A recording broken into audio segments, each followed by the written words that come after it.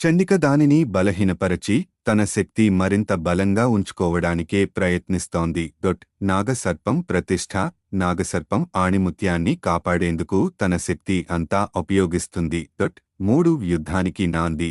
పరదేశమ్మ తల్లి తన భక్తుల మధ్య ఒక సంకేతాన్ని ఇస్తుంది. చండికను ఎదుర్కోవడమే కాకుండా ఊరికి పునరుద్ధరణ చేయడానికి సిద్ధం కావాలని.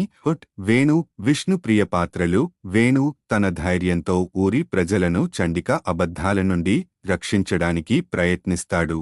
విష్ణుప్రియ తల్లి ఆజ్ఞల మేరకు ఆణిముత్యానికి శక్తివంతమైన జపం చేస్తుంది. 5 చండిక అంతం. చండిక తల్లి శక్తులకు తట్టుకోలేక తన అసలు రూపంలోకి వస్తుంది. తల్లి మంత్ర శక్తులతో చండికను పీడిస్తుంది. చివరికి ఆమె తన మాయా శక్తులను కోల్పోతుంది. చండిక బేతాళుడి గుహకు పారిపోతూ మరలా శక్తిని పొందగలమని బెదిరింపునిస్తుంది. 6 ఊరి పునరుద్ధరణ. చీకటి తొలగిపోతుంది. పసుపు కుంకుమ రంగులు మళ్లీ ప్రకాశిస్తాయి. ఆణిముత్యం మరోసారి ముద్దుగా మెరిసి తల్లి శక్తిని ఉజ్వలంగా తెలియజేస్తుంది. ప్రజల హృదయాలలో శాంతి నెలకొంటుంది. చండిక అంతం తర్వాత భేతాళుడి ఆలోచన మరియు శ్రీ పరదేశమ్మ తల్లి ఇచ్చిన శక్తుల వివరాలు. చండిక అంతం తర్వాత భేతాళుడి ఆలోచన. చండిక పరాజయాన్ని ఊహించిన భేతాళుడు ఈ విఫలత తన పరిపాలనకు తీవ్రమైన అపవాదంగా భావిస్తాడు. అతను మరింత మోసకారి మరియు శక్తివంతమైన పథకం రూపొందించడానికి సిద్ధమవుతాడు. తల్లి శక్తులను అంచనా వేయడం. చండికను నాశనం చేయడానికి పరదేశమ్మ తల్లి ఎలా శక్తులను వినియోగించిందో విశ్లేషించడానికి ప్రయత్నిస్తాడు.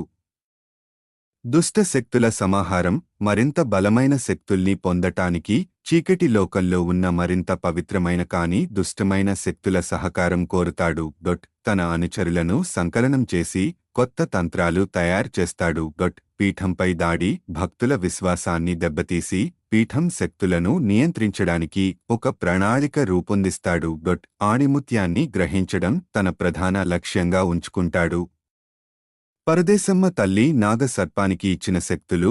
శ్రీ పరదేశమ్మ తల్లి నాగసర్పాన్ని కేవలం రక్షకునిగా కాకుండా ఒక అద్భుతమైన శక్తి సమాహారంగా రూపొందించింది. విషశక్తి. పౌజనస్ ఔరా. నాగసర్పం తన శత్రువులను నాశనం చేయగల ఘోరమైన విషం ప్రసారం చేయగలదు. ఇది చెడు శక్తులను మాత్రమే ప్రభావితం చేస్తుంది, మంచిని రక్షిస్తుంది. మరో కొత్త అధ్యాయం కోసం ఇప్పుడే మన ఛానల్ని సబ్స్క్రైబ్ చేసుకోండి.